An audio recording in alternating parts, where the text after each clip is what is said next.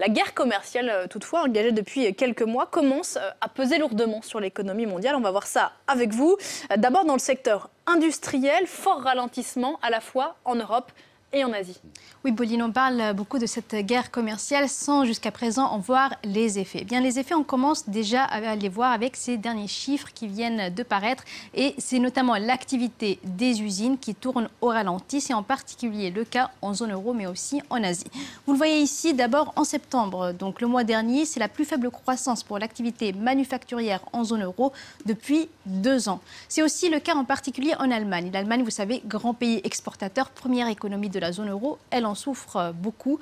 Eh bien, en septembre 2018, on a eu la plus faible croissance de l'activité manufacturière en 25 mois, donc en plus de 2 ans.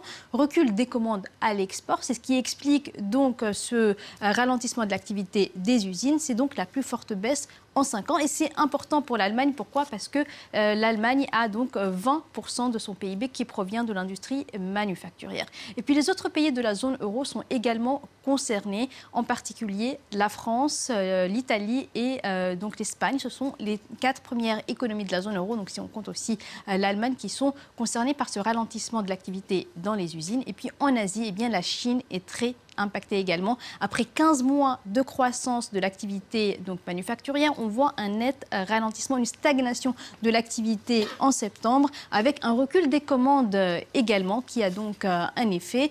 Et cela ne se voit pas uniquement sur la Chine, parce qu'également en Corée et au Japon, des pays qui ne sont pas forcément concernés par cette guerre commerciale avec les États-Unis. On voit même que la Corée du Sud a eu un accord avec les États-Unis. Elle est quand même concernée par le recul des commandes, parce que la Corée, par exemple, exporte vers la Chine des composants, etc. Et donc, elle fait face à un ralentissement des commandes.